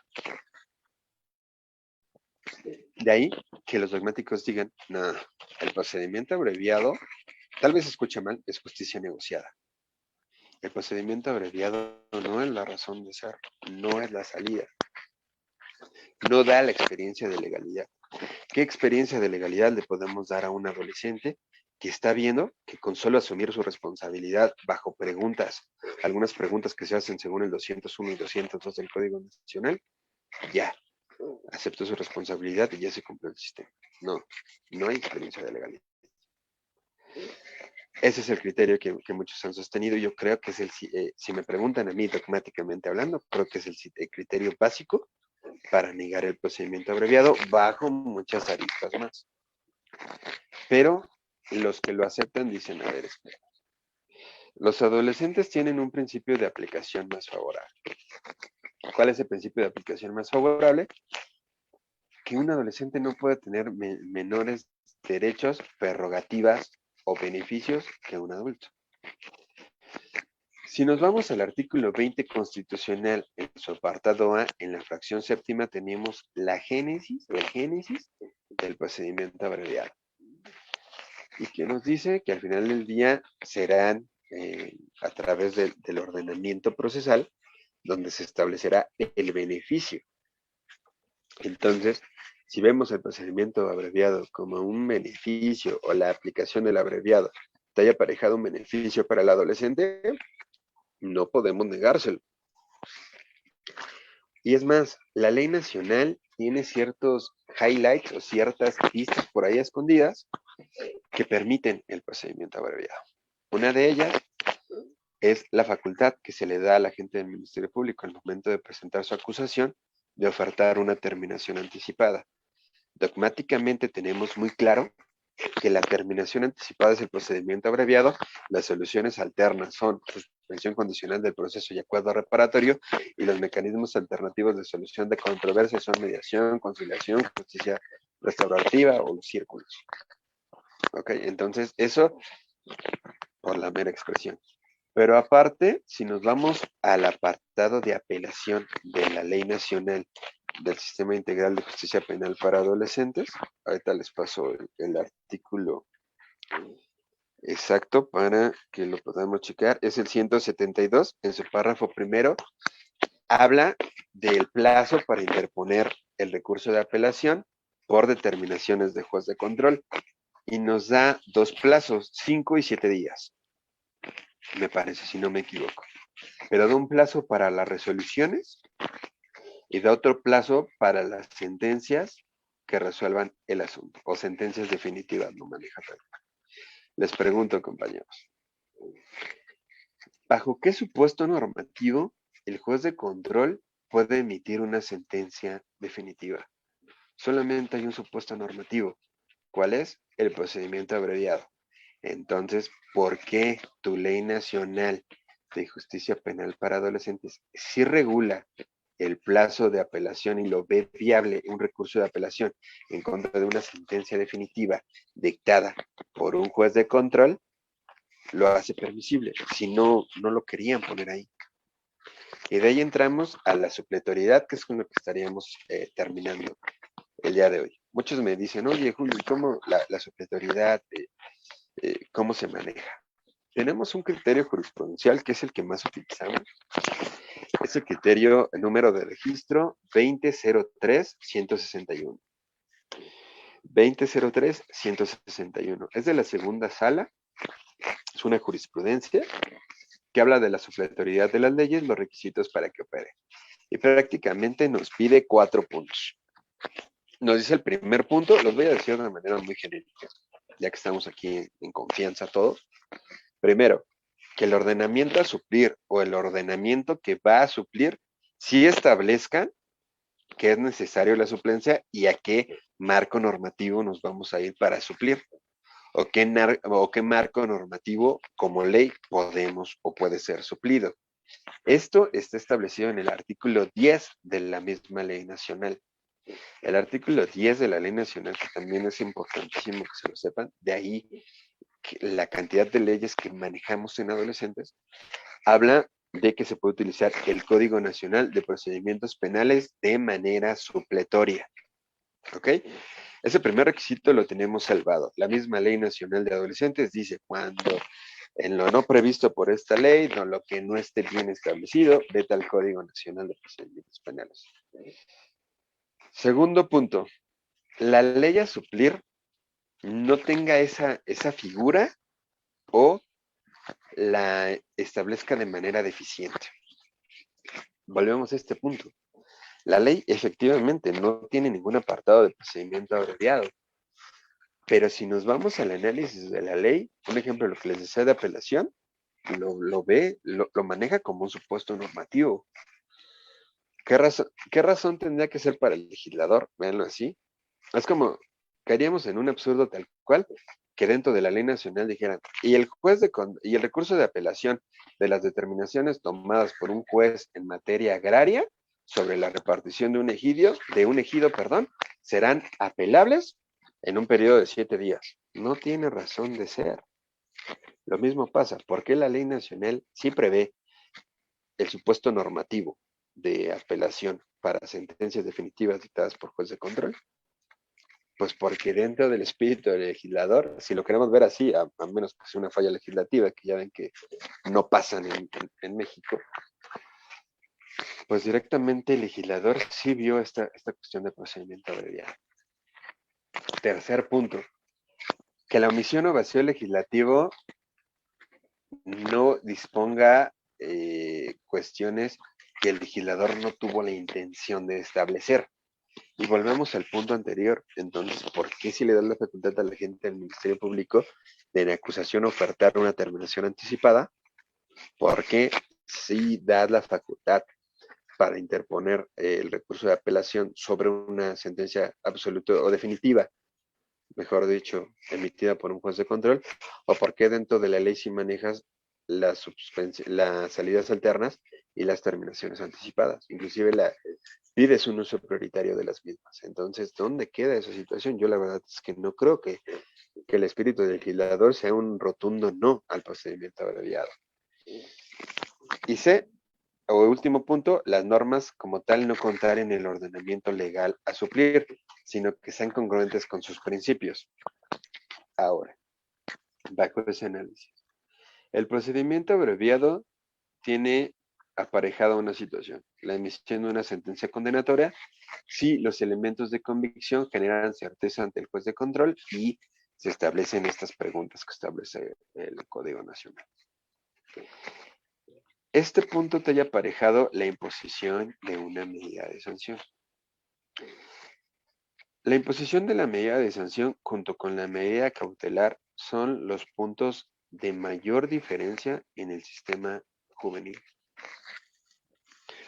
Es decir, al momento de que se impone una medida de sanción, se busca atender a los fines que ya buscamos en la especialización. Es decir, vamos al otro caso en el que tengamos a un adolescente con un problema muy grave de adicciones, el mismo delito de robo agravado calificado, que sabemos que no va a cumplir la suspensión condicional. Y la defensa diga, ¿sabes qué? Yo ya vi las condiciones, puede ser un tratamiento residencial en tal lado. Pero, mira, no va a cumplir, si lo manejamos como suspensión condicional, un procedimiento abreviado. O puede ser el otro supuesto que ya vengamos de una suspensión condicional no cumplida. En este caso, digamos, vámonos al procedimiento abreviado. El procedimiento abreviado va a traer aparejada por sí la imposición de una medida de sanción. Pero la medida de sanción debe de atender a ese punto, a esa necesidad. Puede ser que diga el juez, ¿sabes qué? Va a ser un internamiento. Le vamos a imponer como medida cautelar, como medida de sanción, perdón, al adolescente, un internamiento. Pero este internamiento va a ser para que atienda su problema de adicciones. Se puede hacer, claro, porque la medida de sanción está ya aparejada un camino de ejecución o un plan de ejecución que permita atender a los fines de la misma medida de sanción. Es decir, que buscamos, un ejemplo, si tenemos adolescentes que cometieron un delito ligado a violencia de género, como medida de sanción se les puede imponer también que asistan a cursos de perspectiva de género que permitan reeducar esos puntos. Si tenemos a un adolescente que cometió un delito de homicidio, puede ser que el internamiento sirva para, a través del internamiento y de este plan individualizado, a través de las sesiones terapéuticas, psicológicas y de psiquiatra, podamos establecer dos elementos que llevaron al adolescente a cometer un homicidio y así poder solucionar. Es decir, estoy aparejada el cumplimiento de una medida de sanción, pero la medida de sanción tiene un fin. La medida de sanción no es como en lo que decíamos, en adultos. En adultos la medida de sanción es la ley sustantiva te marca mínimos y máximos.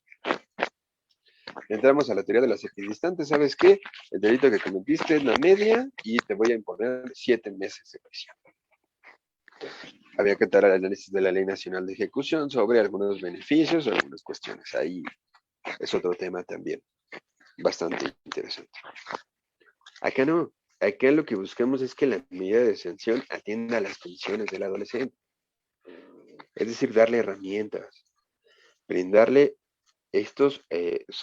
restablecer sus factores sociales, culturales y personales para permitirle al adolescente poder reintegrarse a la familia y a la sociedad. Ese es el fin.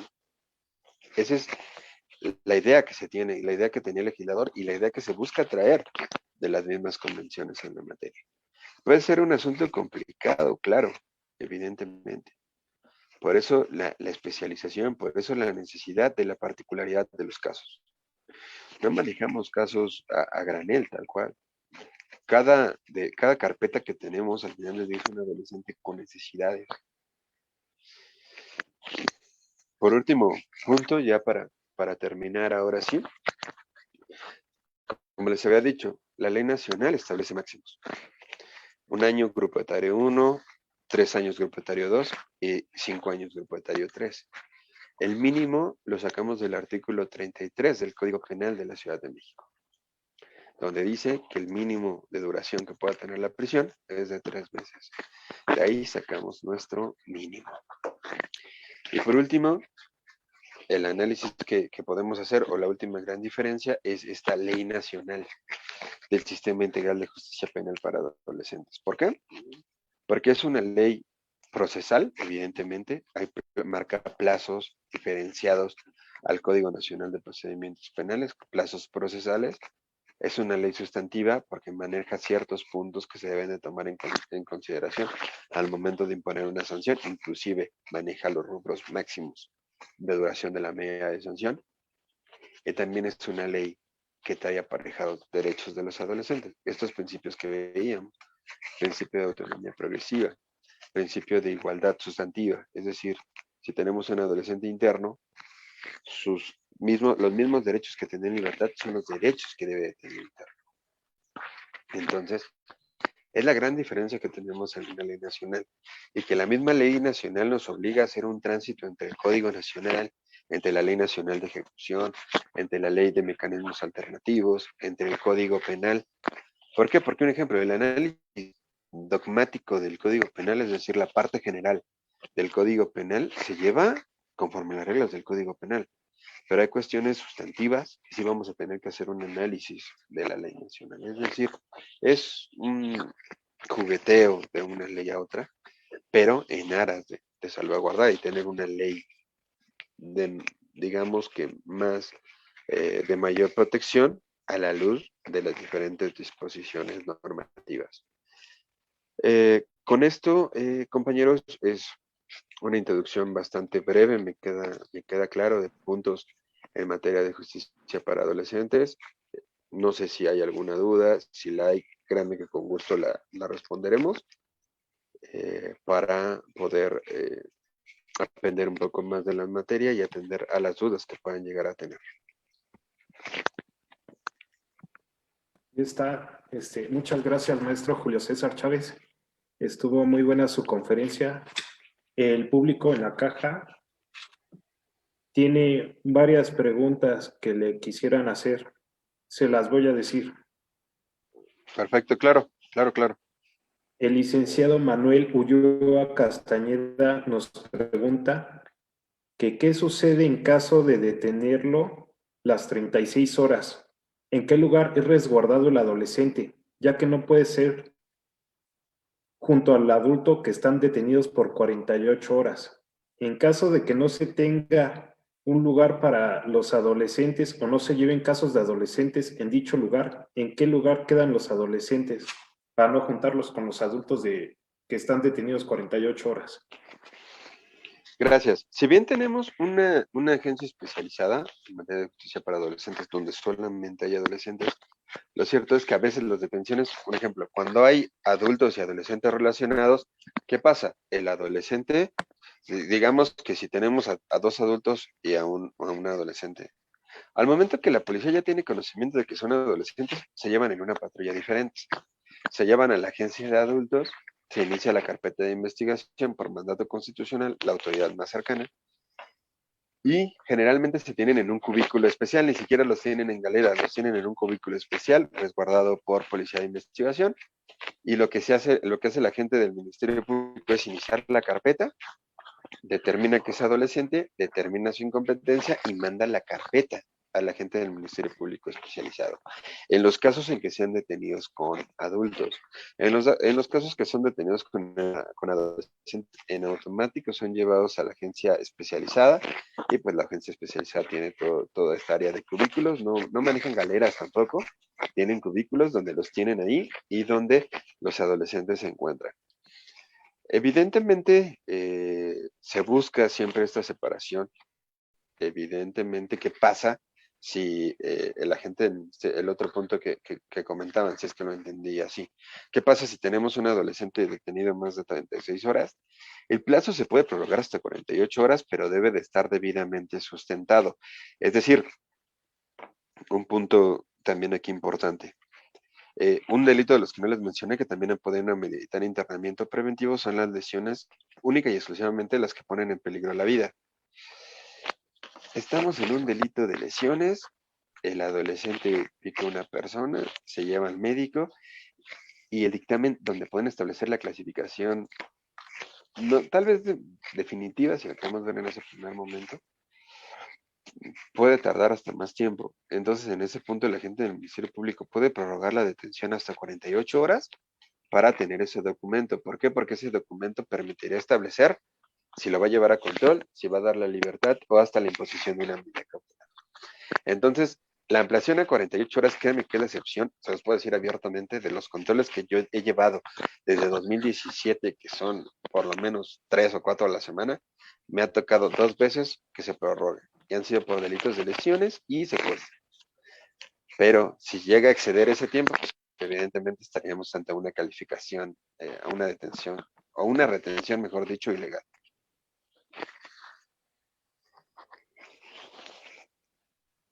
Ok, profesor, muchas gracias por la respuesta. Tengo otra pregunta que nos hace la licenciada Auri López, que por dice, gracias, estuvo muy interesante su conferencia. Pregunta, Muchas si a la gracias. persona que cometió una infracción cuando era menor de edad y se configura como delito, al ser mayor de edad, usted mencionó que se impone la medida de internamiento con mayores de edad. ¿Eso no perjudica? A ver, si bien el hecho es cometido cuando es adolescente y se sigue a la luz de cuando es adolescente, es Así decir, a es. la luz de la Ley Nacional del Sistema Integral de Justicia Penal para Adolescentes, lo cierto es que cuando ya es detenido como adulto joven, es decir, hablemos de 18 años y medio, lo detenemos, lo traemos a- por orden de aprehensión ante el juez de control, se determina el internamiento preventivo y se le envía a la unidad, al centro de internamiento preventivo, a la comunidad. En estos casos, sí tenemos que hacer una ponderación en qué sentido. En decir, los adolescentes en la comunidad están separados por sus grupos etarios, pero la misma comunidad, es decir, no se lleva a un reclusorio tal cual, la misma comunidad tiene un espacio para adultos jóvenes. Y ahí también se cuida, vaya, es un cuidado mayor, pero sigue atendiéndose la circunstancia como adolescente. Pero se lleva a la luz del internamiento preventivo, se llevan las revisiones mensuales porque le sigue beneficiando la ley para adolescentes, pero sí están separados en un área. ¿Por qué? Porque a él directamente no lo podemos poner con adolescentes porque ahí estaríamos vulnerando el derecho de todos los adolescentes que se encuentran en comunidad. Entonces, él está en un área especial, no está en un reclusorio, claro está, están en la misma comunidad, pero están, digamos, hagan de cuenta que están los dormitorios de adolescentes, grupos etarios 1, grupos etarios 2, grupos etarios 3, y separados en un dormitorio también cuidado por el mismo personal de la comunidad, por donde hay adultos jóvenes. Tomen en cuenta que la gran mayoría de adultos jóvenes que tenemos hasta el momento, en lo que se tiene ahorita ante la ley nacional, son adultos de 19, 20 años, están en ese mismo rango de edad. Y ahora, vámonos al otro supuesto. Esto hablando de medida cautelar. San Fernando, que es la comunidad especializada en el cumplimiento de la medida de internamiento, ya como medida de sanción, tiene un área mayor para adultos jóvenes y ahí también existe la separación por adultos jóvenes resguardando sus derechos en todo momento. Entonces aquí es una ponderación, está acompañado de adultos, pero adultos jóvenes dentro del mismo rango de edad. Ok, profesor, muchas gracias. Nos pregunta el licenciado Agustín Velázquez Herrera, si el adolescente comete un homicidio, ¿qué procede?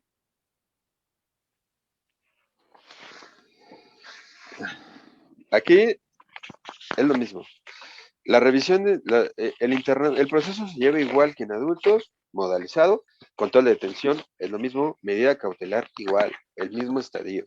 Se debe de hacer un análisis de proporcionalidad y de racionalidad. La racionalidad, digamos que por el delito de homicidio la tenemos ganada, ¿no? Pero también hay que ver qué tan proporcional es la imposición de medida cautelar de internamiento. Y de ahí el proceso, también hemos llevado procedimientos abreviados en homicidio, cómo se lleva el juicio. Y el juicio, es más, si tienen la ley nacional y leen el apartado de juicio, el juicio nada más, el apartado de juicio en la ley nacional tiene un solo artículo que te dice todo lo relevante, todo lo perteneciente a juicio, a la etapa de juicio, a la audiencia de juicio, se llevará a la luz del Código Nacional de Procedimientos Penales. No tiene más.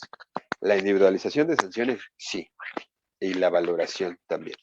Pero el juicio como tal se lleva igual. Entonces aquí un homicidio se lleva igual, se rinde igual, como llevaríamos, no cualquier delito, porque evidentemente la trascendencia es mayor, pero sí se deben de tener mayores elementos para determinar por qué lo realizó, qué lo orilló, y ver si se pueden dar herramientas pues para que el adolescente pueda tener una participación dentro del proceso, integrarlo a su familia y a la sociedad. Pero prácticamente un ejemplo, revisión de medidas cautelares, es lo mismo, el juicio se lleva igual, y si vamos a un procedimiento abreviado, pues también, lo único que va a pasar tal vez en un procedimiento abreviado es que muy probablemente cuando se le dé la imposición, la medida de sanción reducida, solamente se le dé internamiento preventivo. Un punto que eso no exime el hecho de que solamente se le dé internamiento preventivo, que ante el juez de ejecución especializado en el cumplimiento de medidas sancionadoras, se pueda cambiar esta medida de sanción. Entonces, prácticamente se lleva a la misma luz. También en los casos de homicidio, a veces para recabar la información, entramos a este supuesto de control de detención en el que se podrían, pero digamos que, como fue la pregunta de qué pasa en un homicidio, se tramitan igual que en adultos, con la modalización de adolescentes, ¿no? Este cuidado, esta revisión de medidas cautelares, esos plazos más cortos y buscando siempre beneficios para el adolescente a través de las circunstancias o herramientas que les demos. Sería la respuesta. Muchas gracias. No, Nos ¿de qué? pregunta otro licenciado. Adelante. El licenciado José Sámez nos pregunta, ¿qué perfil debe de tener el abogado postulante para intervenir en el procedimiento para el adolescente? Y otro licenciado nos pregunta, ¿en dónde pueden estudiar para llevar juicios de adolescentes? ¿Qué perfil deben de tener? Por regla general, vimos dos puntos específicos. Tener conocimientos en la materia de adolescentes y esos conocimientos en la materia tienen un apartado. Debemos de entender cómo funciona la psique de los adolescentes. ¿Por qué tenemos un sistema especializado modalizado en justicia para adolescentes? Se ha establecido a través de estudios científicos que la corteza frontal cerebral es la que permite la toma de decisiones. Que nos podría entender directamente también, aparte de la toma de decisiones, consecuencias jurídicas. Es decir, es la parte del cerebro que nos puede decir, ¿sabes qué? Eso sí está bien, eso no está, eso está mal, Y si lo haces, tienes estas consecuencias. Como la mayoría de nosotros, en la mayoría de edad, se presume que las tenemos. ¿Qué pasa con un adolescente? Esa corteza frontal no la tienen tan desarrollada. Entonces permite que la toma de decisiones sea más una cuestión de carácter impulsivo. En adultos también pasa, ¿no? No es la excepción. Pero es una cuestión de carácter más impulsivo. Entonces también debemos de atender al conocimiento de estas fases de la adolescencia, es decir, atender a los diferentes grupos etarios, conocimientos específicos en las fases de la adolescencia, tener conocimiento en tratados internacionales en materia de justicia para adolescentes, que prácticamente pues tenemos reglas de Beijing, reglas de Tokio y la Convención sobre los Derechos de los Niños y las directrices de RIAT. Prácticamente son los 4 convenios en los que se sustenta toda la... Hay más, claro, pero son los puntos más claros o enfáticos en los que se sostiene la justicia penal para adolescentes. ¿Dónde pueden estudiar la especialización? Ofertas hay muchísimas. La, la facultad en la que yo me encuentro da la especialización, el INESIPE da especialización, muchas escuelas dan especialización o empiezan a dar diplomados en materia de justicia para adolescentes. Creo que inclusive aquí con los compañeros de Juspedia estamos viendo la opción de en su momento poder tener cursos de materia de justicia para adolescentes. ¿Por qué? Porque al final del día también un punto importante es que se centra en horas, ¿no? Entonces, la oferta académica hay muchas, les comento, si en la facultad en la que yo me encuentro, eh, ahí es, inclusive, tenemos las 2 especializaciones, tanto en línea como presencial. Bueno, ahorita esperando a que la pandemia nos lo permita, claro está, pero hay diferentes grupos. Único consejo que yo sí les doy para que tengan el conocimiento de la Secretaría de Educación Pública es que vean que tiene el REBOE. Este famosísimo REBOE es esta asociación o digamos que este enlace con la SEP, que permitiría establecer que está reconocida por la SEP y que el documento que nos emitan pues tiene cierta validez.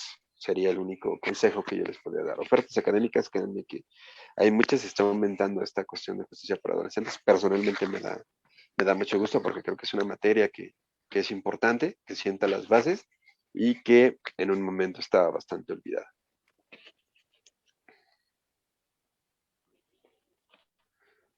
Ok, muchas gracias, profesor. Todavía tengo otras 2 o 3 preguntas por hacerle. Adelante, adelante. Digo, no sé cómo estamos de plataforma, yo no tendría ningún problema en contestarlos. ¿Dónde- creo que es la misma de la anterior. Me preguntan dónde se puede especializar en la materia. Ujú. Les comentaba, ofertas académicas hay muchas, INACIPE saca ciertos cursos, apenas sacó un curso de formación de justicia para adolescentes para fiscales, y me parece que tiene la especialización. La Confederación Nacional de Abogados tiene un diplomado en este momento. La Facultad Judicial de Derecho Tributario, que es donde estamos nosotros, tiene la especialización. Inicia en mayo, si quieren darse la vuelta y ver la cuestión académica. Lo que yo les puedo decir es que vean que tenga REBOE. El REBOE ante la SEP, es decir, ese reconocimiento a la Secretaría de Educación Pública, evidentemente permite establecer esta situación. Muchas escuelas también dan la actualización a través de diplomados, porque muchos, pues ya tenemos, vaya, la especialización, ya tenemos nuestros diplomas de especialización, pero nos vamos actualizando conforme diplomados. Entonces, hay ofertas académicas, hay muchas, solamente chequen que sean con reconocimiento de la Secretaría de Educación Pública. Ok, muchas gracias, profesor. Nos pregunta Juan Luis Arrevalo Ruiz que en los casos que un adolescente sea reincidente y que tiene una serie de problemas ya bien definidos y sigue delinquiendo de otras formas, ¿cuántas veces puede salir a la calle para seguir delinquiendo?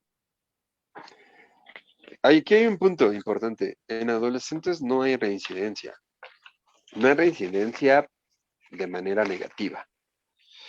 Es decir, el hecho de que nosotros tengamos un adolescente con 5, 6, 7 ingresos, no por sí nos va a hacer agravar la normatividad. Lo cierto es que recuerdan ese punto de experiencia de legalidad. Vamos al otro punto. Si tenemos un adolescente con 7 ingresos, con 7 carpetas, que créanme que nos hemos tenido adolescentes con muchísimas carpetas, que inclusive se suben por unas y empiezan a llegar las otras carpetas, evidentemente aquí no se ha atendido al fin del sistema.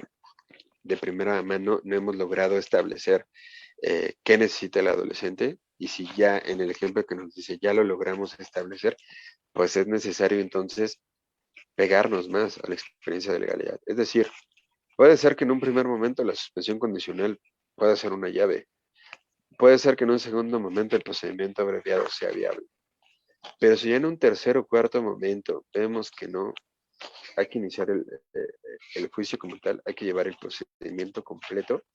Y también en la audiencia de individualización de medida sancionadora, yo creo que ahí también, tanto como fiscalía, como asesoría, como defensa, llevar los elementos probatorios necesarios para que la medida sancionadora atienda a las características del adolescente. Créanme que hay casos en los que no lo hemos logrado. A mí no me tocó el asunto, le tocó una compañera de la asesoría jurídica muy querida para nosotros, en el que el adolescente tendría una cuestión psicológica, era una especie de trastorno que hacía que el adolescente fuera muy rebelde, transgresor de las reglas y todo. El adolescente ya veía cualquier regla y cualquier autoridad, la veía con recelo y con la necesidad de superarla. Cuando se hicieron los dictámenes y cuando se nos trajo a psiquiatría, se estableció que la única institución que pudiera servir al adolescente era una institución de corte militar. Primer punto, el adolescente tendría que estar de acuerdo a someterse a esa institución de corte militar. Y segundo punto, también habría que conseguir alguna beca o ver de qué manera se pudiera permitir que el adolescente participara en estas clases bueno, esta institución de carácter militar. Es decir, hay muchos trastornos al final del día que se tienen que ser debidamente identificados. Y que también vamos al otro punto, no es tapar el sol con un dedo. Hay trastornos de la personalidad que a veces hay personas que llevan 1 o 2 años en terapia y apenas se logran vislumbrar estos trastornos, ¿no? Ciertos trastornos de ausencia, ciertos trastornos eh, directamente ligados a la sociedad, a la cantidad de personas con las que convivimos. Se hace, les digo, en este caso lo que buscamos es que quede una experiencia de legalidad. Evidentemente, como todos los sistemas, y lo hemos visto más en adultos, los sistemas son perfectibles. Podemos mejorar, claro, todos. Entonces, en estos casos ya a veces, ya de mutuo es, no, ¿sabes qué? Vamos a llevarlo a juicio y vamos a recabar toda la información que nos permita realmente al momento de que el juez ponga una medida de sanción, un ejemplo, internamiento, esté debidamente sustentado y que sea para que con ese internamiento, a través de la comunidad y de las otras áreas que puedan intervenir, le den herramientas sólidas al adolescente para evitarlo o para no verlo en una reincidencia. Sin embargo, reitero, la reincidencia nunca se puede ver de manera negativa. Es decir, aquí si les comento estos ejemplos que hemos tenido, lo que buscamos es dar un extra a, a nuestras atribuciones para lograr el beneficio sobre el adolescente. Ok, profesor. Tengo otra pregunta que me hace Alma Solitaria. Adelante. ¿Cómo es la actuación? ¿Cómo es la correcta actuación cuando un menor de edad tiene discapacidad? ¿Se actúa de igual manera? No. Hay algo que se conoce dentro de la ley como ajustes razonables. Es decir, el hecho de que una persona tenga una discapacidad no la va a hacer inmutable per se. Les voy a contar un caso rapidísimo. Es un asunto de homicidio de un adolescente que inclusive llegó ya como adulto joven. Cuando cometió el hecho delictivo junto con un adulto, era su cuñado, tenían 17 años, 11 meses. llegó con nosotros con 18 años, 3 meses, porque inclusive se fue al reclusorio norte para no estar solo. Para él con su cuñado, dijo que tenía 18 años, fue al reclusorio norte. La familia, por lo mismo de que nunca estuvieron en el cuidado del adolescente ni de su familia, realmente hasta mes y medio, se dieron cuenta que está, o sea, porque a veces eran que se iban al pueblo, porque son de Michoacán, o se iban a otro lado, y a veces se perdían, ¿no? Y lo veían hasta normal. Vean hasta qué punto llega esta situación. Cuando el adolescente es llevado al área de justicia para adolescentes, se queda internado por lo mismo de que no tenía arraigo, la representación era coadyuvante entre la mamá y el DIF. Se hace una valoración psicológica por parte de la defensa. A esa defensa la llevaba también un excelente amigo mío, el licenciado y maestro Ricardo Sixto. Él, en la valoración psicológica se desprende que el adolescente tiene una edad mental de 10 años y lo remiten o piden que se haga un dictamen de paidopsiquiatría. Se va al dictamen de paidopsiquiatría y el paidopsiquiatra dice sí, tiene una discapacidad de carácter social.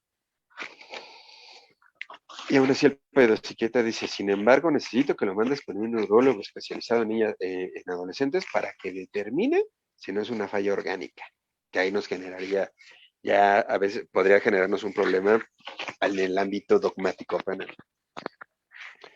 No era un daño orgánico, era una discapacidad netamente social. ¿De qué era la discapacidad? El niño creció prácticamente a la gracia de Dios, nunca lo llevaron a la escuela, su mamá fallece, vean, era un caso bastante triste.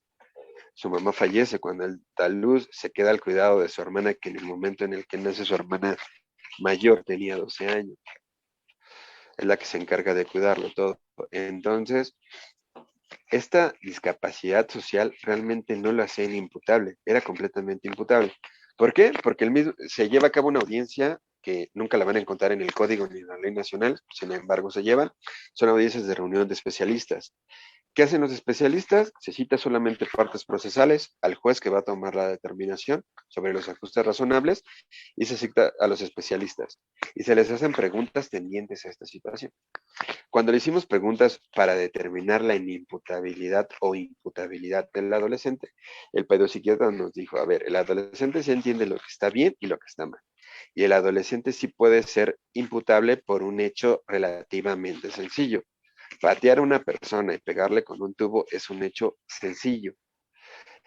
Un hecho por el cual no podríamos tener al adolescente si puede llegar a ser inimputable si ustedes en este momento me dijeran que están culpando al adolescente de un fraude multimillonario en el que lleva una serie de pasos escalafonados. Ahí sí, no, el adolescente no podría, no tenía esa capacidad. Y se llevan a cabo ajustes razonables. ¿Qué son ajustes razonables? Los ajustes razonables son determinaciones tomadas por el juez de control que permiten al adolescente estar en igualdad dentro de un proceso. En este caso, que les comento muy particular, ¿qué se hizo? Independientemente de que un adolescente por ley para apoyo moral y psicológico debe estar acompañado de su representante legal, es decir, su papá o su mamá o una persona de confianza, se pidió un psicólogo especializado en adolescentes. ¿Para qué? Para que estuviera con el adolescente. Se pidió que las audiencias no podían durar más de 2 horas y se pidió también que todos utilizáramos un lenguaje bastante claro y comprensible. Nada de cuestiones jurídicas tan extensas o tan claras. Al final del día, llegamos a este supuesto que en etapa de juicio, porque vamos para juicio, hasta el mismo código dice, no te metas en cuestiones de carácter jurídico, solamente manifestaciones, y ya será el juez o alguien, si alguna de las partes pide la aclaración, se tendrá que dar el fundamento normativo. Y se dan estos ajustes razonables. Ajustes razonables conforme discapacidades existen. Ahora, si tenemos un problema auditivo, si tenemos un adolescente que no escucha, si tenemos un adolescente que no puede hablar, se van a pedir los apoyos tendientes a los traductores que nos permitan ayudar a hacer esa comunicación. Primeramente, porque tenemos que salvaguardar 2 puntos importantísimos. Uno, que el adolescente entienda directamente lo que está pasando en la audiencia. Y 2, Más importante aún, que el adolescente pueda expresar sus ideas sobre lo que está pasando.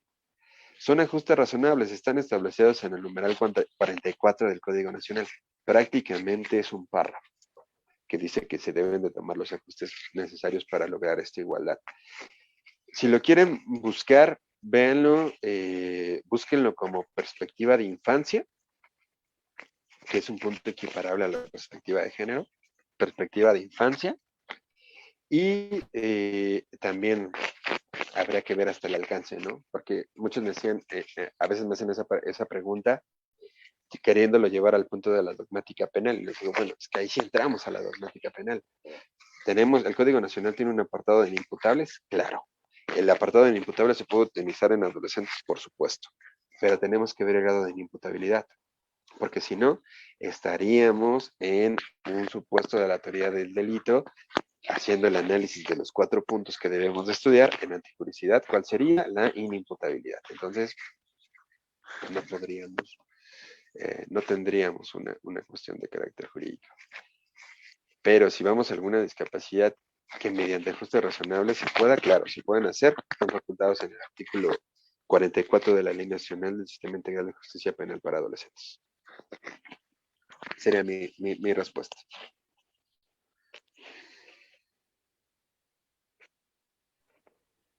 Pues muchas gracias, profesor, maestro Julio César Chávez Magaña. Con esto damos por finalizados la conferencia de Iuspedia. Le agradecemos mucho su presencia y su buena plática. Muchas gracias a ustedes por la invitación, por tomarme en cuenta, por permitirme platicar con todas las personas que estuvieron con nosotros. El tema de justicia para adolescentes, créanme que es un tema bastante interesante, bastante bonito, que está en boga y que está creciendo. Y reitero, el agradecimiento a todos los que se dieron la oportunidad de estar con nosotros el día de hoy, de escucharnos, a pesar de ser el viernes, fin de semana de puente. Y pues espero verlos nuevamente en esta plataforma. Tal vez se puedan platicar ya de cuestiones más específicas y generales, que nos abran puntos más claros de adolescentes. Reitero el agradecimiento. Gracias, maestro, por la hospitalidad. Gracias a las personas que nos están presentes el día de hoy. Al maestro Javier también, que nos dio la oportunidad de estar aquí, y a todos los que nos escucharon, de verdad, muchísimas gracias. Ok, gracias.